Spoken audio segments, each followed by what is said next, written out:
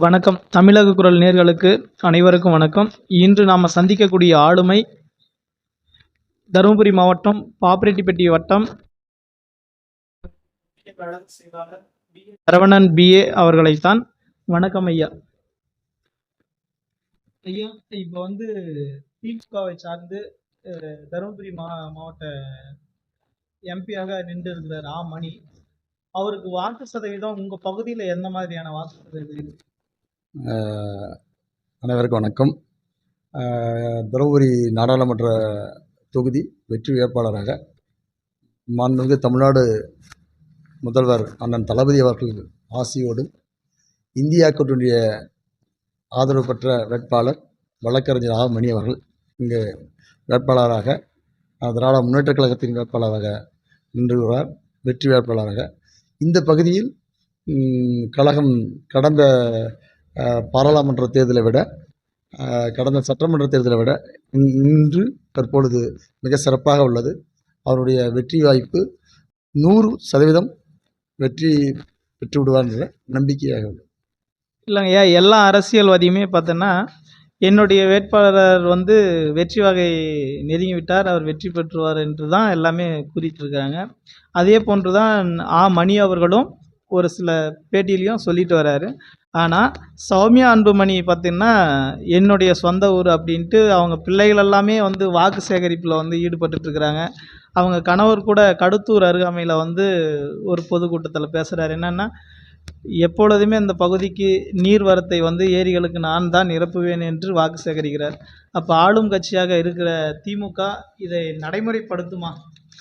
உங்களுக்கு நன்றாக தெரியும், தமிழ்நாடு மட்டும் தருமபுரி மாவட்டம் மட்டும் இல்லை, தமிழ்நாடு முழுவதும் இன்றைக்கு இந்திய அளவில் சிறப்பாக உள்ளது என்றால் அது திராவிட முன்னேற்ற கழகத்தின் ஆட்சி காலத்தில் தான். அதாவது முத்தமிழர் டாக்டர் கலைஞர் அவர்கள் 2006ஆம் ஆண்டு முதலமைச்சராக வந்த பொழுது தமிழ்நாட்டில் பல்வேறு கூட்டுக்குடிநீர் திட்டங்கள் செயல்படுத்தப்பட்டார். அதில் குறிப்பாக தருமபுரி மாவட்டத்திற்கு ஒகேனக்கல் கூட்டுக்குடிநீர் திட்டத்தை நமது மாண்புமிகு தளபதி அவர்கள், தமிழ்நாடு முதலமைச்சர் தளபதி அவர்கள் துணை முதல்வராக இருந்த பொழுது ஜப்பான் நாட்டுக்கு சென்று 1300 கோடி ரூபாய் கடனாக பெற்று, ஜப்பான் நாட்டு கடனாக பெற்று இங்கே கூட்டுக்குடிநீர் திட்டத்தை உருவாக்கி தருமபுரி மாவட்டத்திற்கு தவித்தேவாக்கி தண்ணீரில் கொடுத்த நமது இயக்கம் தற்பொழுதும் பல்வேறு தருமபுரி மாவட்டத்தில் பல்வேறு ஏரிகள், குறிப்பாக வேப்பாடி ஆற்றின் குறுக்கே தடுப்பணை கட்டி 9 கோடியே 20 லட்சம் மதிப்பீட்டில் பள்ளிப்பட்டி, துறிஞ்சிப்பட்டி, பொம்புடி ஊராட்சி ஆகிய ஊராட்சிகளுக்கு உபரி நீர் ஏரிகளுக்கு விவசாயிகளுடைய வாழ்வாதாரம் காக்க விவசாயிகளுக்கு ஏரிகளுக்கு நீர் நிரப்புகின்ற ஒரு திட்டத்தை, மகத்தான திட்டத்தை அறிவித்துள்ளார்கள். அது ஃபைனான்ஸ் லெவலில் இருக்குது. அன்புமணி சொல்லும்போது தருமபுரி மாவட்டத்துக்கான அவர் ஏற்கனவே 2014 நாடாளுமன்ற உறுப்பினர் இருந்தார். இது வரைக்கும் அவர் குறிப்பிடிப்படியான திட்டத்தை எதுவும் செயல்படுத்தலை. இல்லைங்க, அதாவது கிட்டத்தட்ட ஒன்றிய அரசு கூட வந்து கூட்டணியாக 10 ஆண்டு காலமாகவும் அங்கே வச்சுட்டு இருக்கிறாங்க பாமக. அதே போன்று அதிமுக கூடயும் இருந்தாங்க. அப்பெல்லாம் செயல்படுத்தாத ஒரு திட்டத்தை இப்போ வாக்கு வங்கியை வாங்கி வெற்றி பெற்று செயல்படுத்திடுவாங்களா பாமக? அதான் அவர் பொய்யான வாக்குறுதி. இதுலேருந்து என்னென்னா, எடப்பாடி பழனிசாமி கிட்ட போன கடந்த 5 ஆண்டு 2001ஆம் ஆண்டு தேர்தல் மாலை அறிவிக்கிறாங்க. காலையில் அந்த வன்னியர் சமுதாய மக்களை ஏமாத்துற நோக்கத்தோடு 10.5% இடஒதுக்கீடு அறிவிச்சாப்படி எடப்பாடி. இது 2 பேருமே இன்றைக்கி வந்து டாக்டர் அன்புமணி ராமதாஸ் வந்து இன்றைக்கி அது மறுக்கிறாடி, சும்மா நாடகன்றாடி. அப்போ இவங்க 2 பேரும் சேர்ந்து நாடகம் தான் நடித்தாங்க. அதே போல் தான் 10 ஆண்டு காலம் மத்திய அரசாங்கத்தில் ஒரு அங்கம் வைக்கிறாடி. ஏதான ஒரு திட்டங்களை தமிழ்நாட்டுக்கு பெற்று தந்தன்ட்டு ஒரு சொல்லுங்கள். இதுதாங்க ஐயா. அதாவது இப்போ கடத்தூர் பகுதியில் அவங்க மனைவியாருக்கு வந்து வாக்கு சேகரிக்கும் போது சொல்கிறாரு என்னென்னா, 10.5% இடஒதுக்கீடு வந்து பார்த்தோன்னா, நாங்கள் வந்து வற்புறுத்தி எங்ககிட்ட கையெழுத்து, அது வெத்து பேப்பரில் கையெழுத்து வாங்கி தான் அதிமுக வந்து கொடுத்துச்சு அப்படின்றாங்க. ஆனால் அவங்க பகுதியில் லாயர்ன்ற, அதாவது நீதியரசர்களோ அல்லது யாராவது ஒரு ஆலோசனை யாராவது இருப்பாங்க, அவங்களிடமெல்லாம் ஆலோசனை கேட்காம இவங்க மொத்தமாக கையெழுத்து போட்டிருப்பாங்களா? அது பொய்யான, அதாவது இவங்களும் பொய் தான். எடப்பாடி பழனிசாமியும் பாததாங்கி படம் எடப்பாடி பழனிசாமி பொய் தான். மக்களை ஏமாற்றணும், தேர்தலுக்காகவே அந்த 10.5% இடஒதுக்கீடு தேர்தலுக்காக பயன்படுத்துனாங்க. அது மக்கள்கிட்ட எடுபடல. இப்போ தான் முறையாக அந்த 10.5%க்கு, அதாவது அந்த 20% மன்னிய மக்களுக்கு உட்பட்ட 102 சமுதாயத்துக்கு மிகவும் பிற்படுத்த பட்டியல் எம்பிசின்ற ஒரு கோட்டாவை உருவாக்கி 20% இடஒதுக்கீடு கொடுத்தது தலைவர் கலைஞர். இன்றைக்கி டாக்டராகவோ அந்த சமுதாய மக்கள் டாக்டராகவோ இன்ஜினியராகவோ ஐஏஎஸ் ஐபிஎஸ் ஆகிறான்னா அது தலைவர் கலைஞர் இடஒதுக்கீடு கொடுத்த ஒரே ஒரு 89 வந்து முதலமைச்சராக்குள்ள இடஒதுக்கீடு கொடுத்தாடி. அதுதான் வழியே இந்த எடப்பாடி பழனிசாமி கொடுத்த 10. அப்போ அந்த நாடகம்லாம் போய் தெரிஞ்சிச்சல்ல. இவங்க எடப்பாடி பழனிசாமி இவங்களும் நாடகம் போட்டு தான் மக்களை ஏமாற்றிருக்காங்கன்ட்டு இப்போ அந்த தேர்தலில் தெரிஞ்சிச்சு. என்ன ஒரு உண்மையான ஒரு விஷயம்னா, பாமகவினுடைய அன்புமணி ராமதாஸ் எது சொன்னாலும் அந்த சொந்த சமுதாய மக்கள் வந்து கைத்தட்டி அவங்கள வரவேற்கிறாங்க. அது எந்த மாதிரி பார்க்குறீங்க? அது அவங்க சமுதாயத்து இளைஞர்களை ரொம்ப அவங்க பிரெயின் வாஷ் பண்ணி ஒரு வகையான அவங்க அடிக்ட் பண்ணியிருக்காங்க. சாதின்ற ஒரு மையமாக வச்சு அவங்கள படித்த இளைஞர்களை பட்டம் பெற்ற படித்தவங்க தான் இந்த இதில் இருக்கிறாங்க. அது அவங்க மழுகிட்டாங்க. இந்த வன்னியருக்கு நல்லது செஞ்சுருக்காங்கன்னா அது ஒன்லி திமுக மட்டும்தான். அது முத்தமிழர் கலைஞர் ஆட்சி காலத்தில் அந்த இடஒதுக்கீடுக்காக போராடிய 21 வன்னிய குடும்பங்களுக்கு குண்டடிப்பட்டாங்க. அதிமுக அப்போ வந்து அதிமுக கவர்மெண்ட்டில் துப்பாக்கி சூடு நடத்துனாங்க. அது 21 பேர் செத்தாங்க. அதுக்கு 89 வந்தோடனே தலைவர் கலைஞர் வந்து அவங்களுக்கு தியாகிகள் பட்டம் கொடுத்து அவங்களுக்கு இன்றைக்கி வரைக்கும் அந்த குடும்பத்துக்கு 3000 ரூபா வழங்குறாங்க.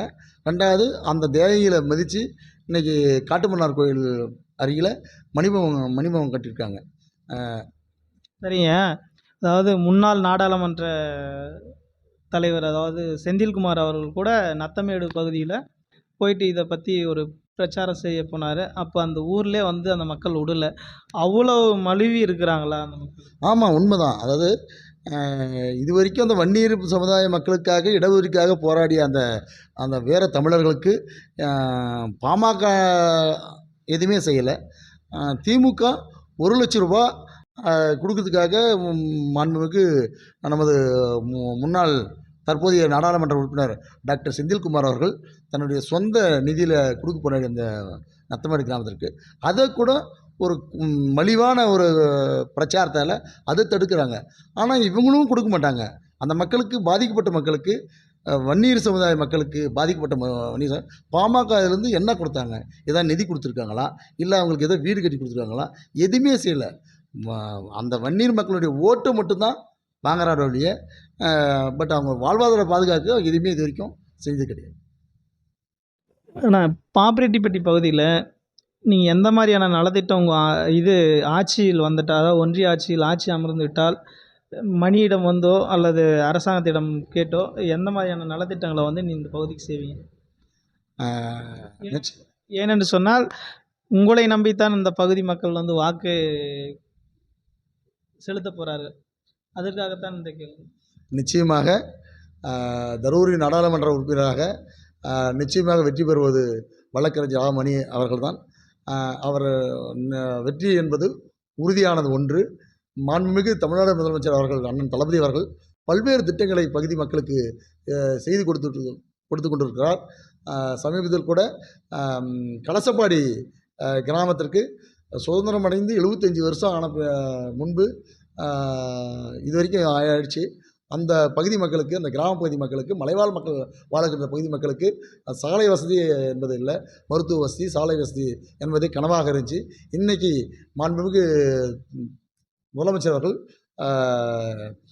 அந்த மக்களுக்கான சாலை வசதி சுமார் 7 கிலோமீட்டர் அளவில் சாலை வசதி செயல்படுத்தியுள்ளார்கள்.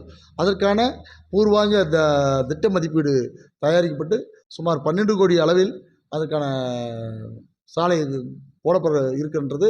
அதே போல் வேப்பாடி அணை திட்டத்தை, வேப்பாடியுடைய உபரி நீர் திட்டத்தை நிச்சயமாக நிறைவேற்றி தரப்படும். அதே போல் இங்கே பகுதி வாழ்கின்ற பும்புடி, பைரநத்தம், மெனசி போதக்காடு போன்ற பகுதியிலிருந்து ஏற்காடுக்கு செல்ல வேண்டும் என்று சொன்னால் ஏற்காடு பகுதிகளுக்கு படிப்பதற்காகவோ இல்லை ஏற்காடு பகுதி மக்கள் இங்கு படிப்பதற்கு வருவது என்று சொன்னால் கிட்டத்தட்ட 100-150 கிலோமீட்டரு சேலம் வரை சுற்றி வர பாதை தான் உள்ளது. அதற்கான பாதை ஏற்காடிற்கு போதக்காடு, பெரியேற்காடு, ஆனாக்காடு, மோட்டூர் வழியாக ஏற்காடுக்கு ஒரு குறைஞ்சது ஒரு 25 கிலோமீட்டர் அளவில் அந்த சென்று வர ஏதுவாக சுமார் 7 கிலோமீட்டர் அளவில் சாலை போடப்பட வாய்ப்புள்ளது. அதற்கான பூர்வாங்க அடிப்படை வேலைகள் அனைத்தும் முடுக்கிவிட்டப்பட்டுள்ளது. அதுக்கான திட்ட மதிப்பீடு நிச்சயமாக வருங்காலத்தில் ஓராண்டு காலத்தில் அந்த பாதையும் நிறைவேற்ற தரப்படும். அதே போல் பொம்புடி பகுதியிலிருந்து விவசாய பெருமக்கள் வருகின்ற சென்று வர பஸ் ஏற்பாடு செய்யப்படும். கிராமங்களுக்கு, அதாவது இந்த கிராமங்களுக்கு பல்வேறு கிராம சாலைகளை போடுகின்ற ஒரே அரசாங்கம் நம்முடைய திமுக திராவிட மாடல் அரசாங்கம். அந்த வகையில் பல்வேறு கிராமங்களுக்கு சாலை வசதி செய்து தரப்படும். குடிநீர் வசதி, சீரான குடிநீர் வசதி நிச்சயமாக செய்து தரப்படும். அதே போல் அருகில் உள்ள வாணியார் நீர்த்தேக்கத்தில் சுற்றுலாத்தலமாக மாற்றி அமைத்து தரப்படும் என்ற வாக்குறுதியை நிச்சயமாக நிறைவேற்றும். சரிங்கய்யா, அதாவது மணி அவர்களை இப்போ நாடாளுமன்ற தேர்தலில் எவ்வளவு வாக்கு வங்கி வித்தியாசத்தில் வெற்றி பெற வைப்பீங்க? குறைஞ்சது 2 லட்சம் வாக்கு வித்தியாசத்தில் நிச்சயமாக வெற்றி பெறுவார். நிச்சயமாக வெற்றி பெறுவாரா? நிச்சயமாக வெற்றி, அவருடைய வெற்றி உறுதியாகிடுது. அந்த வித்தியாசம் தான் நாங்கள் அதிகப்படுத்த கண்டிப்பாக போராடுறோம். வித்தியாசத்துக்காக தான் போராடுறோம். அவருடைய வெற்றி உறுதியான வெற்றி. நிச்சயமாக சுமார் 2 லட்சம் வாக்கு வித்தியாசத்தில் வெற்றி பெறுவார் என்ற நம்பிக்கை உள்ளோம். உங்களது தேர்தல் அறிக்கை வந்து எந்த மாதிரியான தேர்தல் அறிக்கையாக இருக்குது? அதாவது உங்களுக்கு தெரியும், தமிழ்நாட்டில் திராவிட முன்னேற்றக் கழகம் என்றைக்குமே தலைவர் முத்தமிழ் கலைஞராகட்டும், தளபதி ஆகட்டும், இந்த தேர்தல் அறிக்கை தான் எப்பயுமே கதாநாயகன். தமிழ்நாட்டினுடைய தேர்தலில், இந்தியாவுடைய தேர்தலில் திமுகவுடைய தேர்தல் அறிக்கையை கதாநாயகமாக எடுத்துக்கொள்ளப்படும். அந்தளவுக்கு தேர்தல் வாக்குறுதியாக கடந்த முறை தேர்தல் வாக்கு கொடுத்த அத்தனையும் கிட்டத்தட்ட 75% தேர்தல் வாக்குறுதியை நிறைவேற்றிட்டாங்க.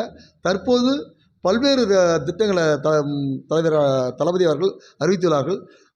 மத்தியில் இந்தியா கூட்டணியுடைய ஆட்சி ஒன்றிய அரசாங்கம் அமையும் பட்சத்தில் பல்வேறு வாக்குறுதி கொடுத்துருக்காங்க. மாணவர்களுக்கு 4 லட்சம் வரைக்கும் வட்டியில்லா கடன் கொடுக்கறதுக்கு அறிவிச்சிருக்கா. அப்படி அதே மாதிரி மகளிர் மேம்பாட்டிற்காக மகளிர் சுய குழுக்களுக்கு 10 லட்சம் வரைக்கும் வட்டியில்லா கடனாக கொடுக்கறதுக்கு அறிவிச்சிருக்கா. அப்படி மத்தியில் ஒன்றிய அரசு, இந்தியா கூட்டணிய ஒன்றிய அரசு உருவாக்கப்பட்டால் தற்போது மக்களை பெண்களை வஞ்சிக்கின்ற பாசிச பிஜேபி அரசு 10 ஆண்டு காலமாக கேஸ் விலையை 400லேருந்து கிட்டத்தட்ட 1100 வரைக்கும் உயர்த்திய மோடி அரசாங்கம் தேர்தலுக்காக வெறும் 100 ரூபாய் குறைச்சாங்க. இன்றைக்கி தளபதி அவர்கள் வந்து நாங்கள் ஆட்சிக்கு வந்தால் 500 ரூபாய்க்கு ஒரு சிலிண்டரு 500 ரூபாய்க்கும், பெட்ரோல் விலை 75 ரூபாய்க்கும் தரதா வாக்குறுதி கொடுத்துருக்கா. அப்படி சரிங்கய்யா, இந்த வட்டியில்லா கடன் 4 லட்சம் தனிநபருக்குன்ட்டு அறிவிச்சிருக்கீங்க. அது எந்த அடிப்படையில் அறிவிச்சிருக்காங்க? அதாவது வட்டி இல்லாத 4 லட்ச ரூபா வந்து மாணவர்களுக்கான வட்டி இல்லாத கடன். ஏற்கனவே கல்வி கடன் ரத்து பண்ணுறதுன்னு தான் வாக்குறுதி கொடுத்துருக்காங்க. நிச்சயமாக கடந்த 96ஆம் ஆண்டு தலைவர் முத்தமிழ் கலைஞர் சொன்னது போல் முதல் கையெழுத்தாக 7000 கோடி விவசாய கடனை ரத்து பண்ணாடி மாணவர்களுக்கான கல்வி கடனை வந்து ஒன்றிய அரசு இந்தியா கூட்டணி வெற்றி பெற்றால் மாணவர்கள் பெற்ற கல்வி கடனை முழுவதுமாக ரத்து செய்ததோடு 4 லட்சம் வரை வட்டியில்லாத கடனாக தரத்துக்கு அறிவிச்சிருக்காரு. சரிங்கய்யா, அதாவது தருமபுரி மாவட்டத்தில் அதிக இளைஞர்கள் வந்து வேலைவாய்ப்பு இல்லாமல் இருக்கிறாங்க. ஆனால் ஏதோ வேலை தருவதாக கூறி பல தொழிற்சாலைகளை வந்து நிலங்களெல்லாம் வேஸ்ட்டாக அபகரித்து நடைமுறைப்படுத்துகிறதா தகவல் வந்து. அதாவது தமிழ்நாடு கவர்மெண்ட்டு ஏற்கனவே நிலம் தலைவர் கலைஞருக்குள்ளே நிலம் கையகப்படுத்திட்டாங்க. தற்போது சிப்காட் தொழிற்பேட்டை நம்ம நல்லம்பள்ளி பகுதியில் கிட்டத்தட்ட 700 ஏக்கர் கையகப்படுத்தி அதுக்கான பூர்வாங்க பல தொழிற்சாலைகளை ஒப்பந்த அடிப்படையில் ஒதுக்கியிருக்க மாண்புமிகு தமிழ்நாடு முதலமைச்சர் அண்ணன் தளபதி அவர்கள் மகளிர் பயன்பெறும் வகையில் 1,15,00,000 பெண்களுக்கு மகளிர் உரிமைத் தொகையை கொடுத்துருக்காங்க. அடுப்பூதும் பெண்களுக்கு படிப்பதற்கென்ற அந்த காலம் ஆகி போய் இன்றைக்கி பெண்கள் தான் முதுகெலும்பு. தலைவர் கலைஞர் 89 முதலாக தருமபுரி மாவட்டத்தில் மகளிர் சுயஉதவிக்குழு என்ற ஒரு குழுவை ஆரம்பித்தாங்க. அது ஆழம்போல் வளர்ந்து இன்றைக்கு ஏனென்றால் தருமபுரி மாவட்டத்தில் அதிகமாக கந்துவட்டி கொடுமை அதிகமாக இருந்துச்சு. கிராமப்புற குடும்ப பெண்கள் கந்துவட்டி கொடுமையால் பாதிக்கப்பட்ட நிலையில் சுயஉதவிக்குழுவை ஆரம்பித்தாங்க. அது மிகப்பெரிய வளர்ச்சி அடைஞ்சு இன்றைக்கி வங்கி கடன் ஆகட்டும், சுழல் நிதி ஆகட்டும், மாண்புமிகு தளபதி அவர்கள் துணை முதலமைச்சராக இருந்த பொழுது கிட்டத்தட்ட பலாயிரம் பெண்களுக்கு குழுக்களுக்கு சுழல் நிதி கொடுத்தாப்படி.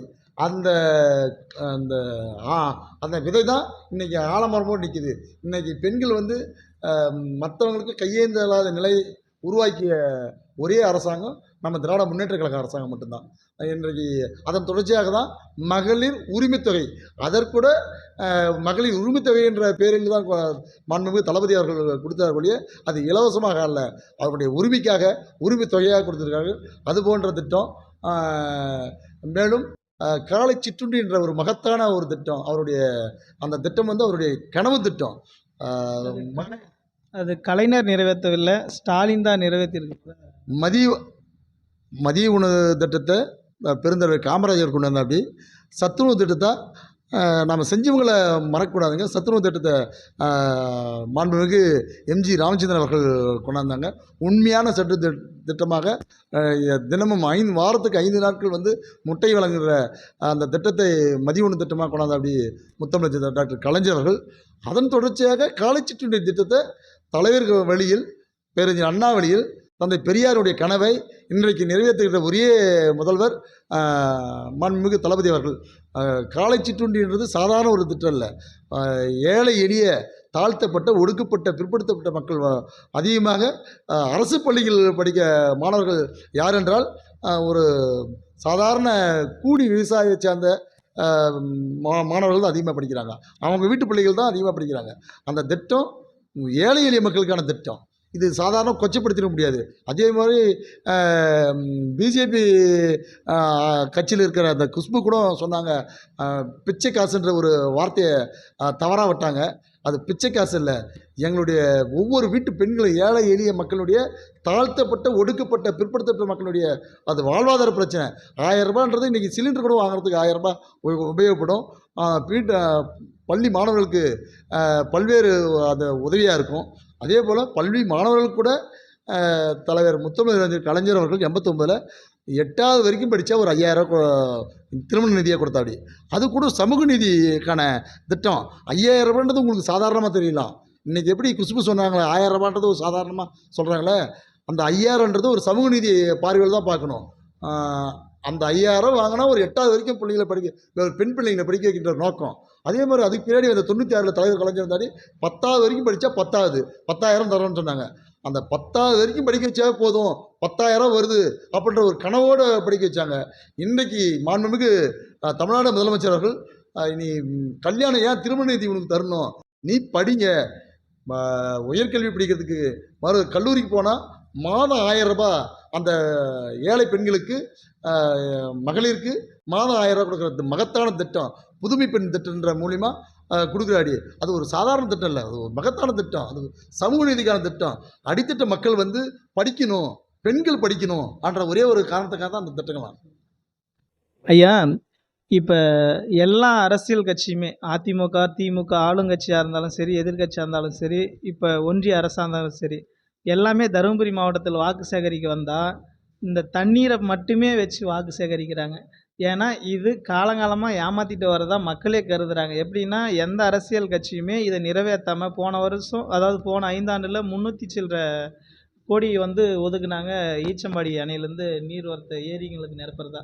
ஆனால் அதையெல்லாம் நிறைவேற்றாமல் இப்படியே வந்து காலந்தாழ்த்தி ஒவ்வொரு டைமும் வாக்கு சேகரிக்கிறதுக்காகவே இந்த நீர்நிலைகளை வந்து யூஸ் பண்ணுறாங்க அப்படின்றது ஒரு பேராக இருக்குது மக்கள் மத்தியில். அப்படிலாம் கிடையாதுங்க. உண்மையாகவே திமுக எப்பவுமே சொல்கிறது தான் செய்வோம், சொல்லாதையும் செய்வோம். தலைவர் கலைஞராக இருந்தாலும் சரி, நமது திராவிட மாடல் நாயகன் அண்ணன் தளபதியாக இருந்தாலும் சரி, சொல்லியே மக்களுக்கான வாக்குறுதி அத்தனையும் நிறைவேற்றிருக்காடி. உதாரணமாக அது நீங்கள் சொன்ன மாதிரி தண்ணீர் பிரச்சனை இன்றைக்கி ஒகேனக்கல் தண்ணீர் தருமபுரி மாவட்ட மக்கள் மட்டும் இல்லை, கிருஷ்ணகிரி மாவட்ட மக்கள், வெள்ளூர் மாவட்ட மக்களுக்கு ஒகேனக்கல் கூட்டு குடிநீர் திட்டம் மூலிமா தண்ணி கொடுத்துருக்காங்க. இது திமுக செஞ்ச சாதனை. 2006 தலைவர் கலைஞர் ஆரம்பித்தாடி 2011 அந்த அம்மையார் வந்தோடனே அந்த திட்டத்தை கிடப்பில் போட்டாங்க. தற்போது மீண்டும் ஒகேனக்கல் கூட்டு குடிநீர் திட்டம் அழகு 2 திட்டம் 7,000 சில்லற கோடி ரூபாயில் செயல்படுத்தப்படும். முழுமையான ஒகேனக்கல் கூட்டு குடிநீர் திட்டமாக செயல்படுத்தப்படுவார்கள். இதுதான் உண்மை. திமுக தான் என்றைக்கும் மக்களுக்காக செய்கிற இயக்கம் அரசாங்கம். அது ஓகேங்கய்யா. இப்போ வந்து பாமக என்ன தெரியுங்களா சொல்லுது, ஒவ்வொரு முறையும் எந்த ஆட்சியில் நாங்கள் கூட்டணியாக இருந்தாலும் நாங்கள் அங்கே கேட்குறோம், எங்களுக்கு செஞ்சு தர மாட்டிருக்காங்க அப்படின்னு சொல்லி வாக்கு கேட்குறாங்க. அவர் 10 வருஷமாக எங்கள் கூட்டணியில் 10 வருஷமாக ஒரு 5 வருஷமாக மத்திய சுகாதார அமைச்சர் இருந்தாப்படி. அவர் தமிழ்நாட்டுக்கு எத்தனை மருத்துவக் கல்லூரி கொண்டு வந்திருக்காடி, அவர் என்னென்ன பண்ணியிருக்காடின்னு சொல்லுங்கள். இந்த 108 கூட அது தலைவர் கலைஞர் முதலமைச்சராக இருக்கும்போது கொண்டாந்த திட்டங்கள். அவங்க அதை நாங்கள் செஞ்சோன்ட்டு ஒரு பொய்யான பரப்புரை பண்ணியிருக்காங்க. ஆந்திரா சிஎம்மாக இருந்த நபர் தான் இதை கொண்டு வந்தாங்க 108 திட்டத்தேவே அப்படின்ட்டு பல ஊடகங்கள் பேசப்படுது. இருந்தாலும் கூட இந்த பகுதியில் வாக்கு சேகரிக்கிறதுக்காக பிஎம்கே அதை பயன்படுத்துது. இல்லை, ஆந்திரா முதலமைச்சராக இருந்த மரியாதைக்குரிய வைஎஸ்ஆர் ராஜசேகர ரெட்டி அவர்கள் வந்து அதோட அந்த திட்டத்தை முன்மொழிஞ்சாடி அதை செயல்படுத்துறது இன்றைக்கு கூட எந்த திட்டமாகவும் சரி, அது ஒன்றிய அரசு கொண்டாந்த பல்வேறு திட்டங்களை அந்தந்த மாநில அரசாங்கம் தான் செயல்படுத்த முடியும். ஒன்றிய அரசாங்கம் திட்டமிட்டாலையும் அதை செயல்படுத்தக்கூடிய வடிவமைக்கக்கூடிய இது வேணால் ஒன்றிய அரசாங்கம் செயல்படுத்தக்கூடியது மாநில அரசாங்கம். அது திமுக எப்பயுமே மக்களுக்கான திட்டங்கள் இருந்தால் முழுமையாக செயல்படும். இப்போது 100 நாள் வேலை திட்டம் தான் சரி, தொகுப்பு வீடு தான் சரி, எல்லாமே மாநில பங்கும் ஒன்றிய அரசனுடைய பங்கு இணைந்து தான் செயல்படுத்த முடியும். அப்போ மாநில அரசுக்கு மக்களுக்கான அரசாக இருந்தால் மட்டும்தான் மக்களுக்கான திட்டங்களை நிறைவேற்ற முடியும். சரிங்க. இப்போ அன்புமணி அவங்க பிள்ளைங்க வந்து வாக்கு சேகரிக்கிறாங்க, என் அம்மாவுக்காக தான் வந்து வாக்கு சேகரிக்கிறேன்ட்டு சொல்கிறாங்க. ஆனால் திமுகவை உதயநிதி ஸ்டாலின் போன்ற குடும்ப உறுப்பினர்கள் வந்து கட்சியை வழி நடத்துகிறாங்க, இவங்க குடும்ப கட்சி அப்படின்ட்டு சொல்கிறாங்க. அப்போ பாமகவை நீங்கள் எந்த மாதிரி கருதுறீங்க? அது மருத்துவர் ஐயா ராமதாஸ் அவர்கள் சொன்னார், எங்கள் குடும்பத்துலேருந்து யாரும் ஒருத்தர் கூட அரசியலுக்கு வரமாட்டோம், எந்த பதவிக்கும் வரமாட்டோம்னு சொன்னாங்க. இன்றைக்கி அவன் மகனை மத்திய அமைச்சர் ஆக்கினா அப்படி. இப்போ மருமக சௌமியா அன்புமணி அவங்க கேண்டிடேட் நிற்க வச்சுருக்காங்க. இது எந்த வாரிசு அரசியல்? இது வந்து வாரிசு அரசியல் இல்லையா? அதே போல் டாக்டர் அன்புமணி அவர்கள் பேசினாடி கடலூரில் அவர்களுடைய மைத்துனர் விஷ்ணு பிரசாத் யாதவை விஷ்ணு பிரசாத்தை அவர் வெளியூர் ஆரணிக்காரரு, இங்கே ஏன் வர அப்படி அவருக்கு இடம் இல்லைன்ற அப்படி. ஆனால் அவர் மட்டும் தருமபுரியில் வந்து அவர் தருமபுரி சொந்தம் பண்ணால் அவர் திண்டுக்கல் மாவட்டத்துலேருந்து இங்கே வந்து நிற்கலையா? இன்றைக்கி அவங்க வீட்டுக்கார் எப்படி இங்கே தருமபுரி நிற்க வைக்கிற அப்படி? இங்கே யாரும் வன்னியர் மக்கள் இல்லையா? அதுக்கான தகுதி இங்கே யாருக்கும் இல்லையா? நாடாளுமன்ற வேட்பாளர் நிற்கிறதுக்கு பாமகலே அவங்க கட்சியிலே பாமகலே வேட்பாளர் நிற்கிறதுக்கு ஒரு தகுதியான ஆளுகள் இல்லையா? ஏன் அவங்க குடும்பத்தை சேர்ந்து நிற்கிறாங்க? இதில் வந்து வாரிசு அரசியல் அவங்க வரலையா? குடும்ப அரசியல் வரலையா? இல்லை, அரசாங்கத்தை முதல்ல அறிவித்தாங்க, அறிவித்த உடனே வாபஸ் வாங்கிக்கணும். அரசாங்கத்துக்கு அறிவித்த உடனே அரசாங்கத்துக்கு நிறைய அவங்க கட்சியில் எதிர்ப்பு இருந்துச்சு. அதனால் உடனே வலுவான கேண்டிடேட்னு அவங்க மருமக போட்டிருக்காங்க. ஏன் அதை விட வேறு அரசாங்கத்துக்கு ஜெயிக்க வைக்க வேண்டியதானே? உங்களுக்கு செல்வாக்கு இருக்குது, மக்கள் செல்வாக்கு இருந்தால் நீங்கள் அரசாங்கத்தை ஜெயிக்க வைக்கலாம்ல. சாதாரண அவரும் ஒரு விவசாய குடும்பத்துக்கு வந்தவர் தானே அரசாங்கம். அவர் பாமகவுடைய தீவிர பற்றாளர், உங்கள் மாவட்ட கழக செயலாளராக பணியாற்றுறாரு. இல்லை, இன்னொன்று கேள்விப்பட்ட விஷயம், அரசாங்கத்தை அறிவித்ததுமே திமுக காரருக்கு கொண்டாட்டமாகிடுச்சு. எங்களுக்கு என்றைக்கும் கொண்டாட்டமாக தான் இருக்கோம். நாங்கள் இன்றைக்கும் வெற்றி பெறுவோம். 100% வெற்றி பெற்றுருந்தான் அர்த்தம் வழியே.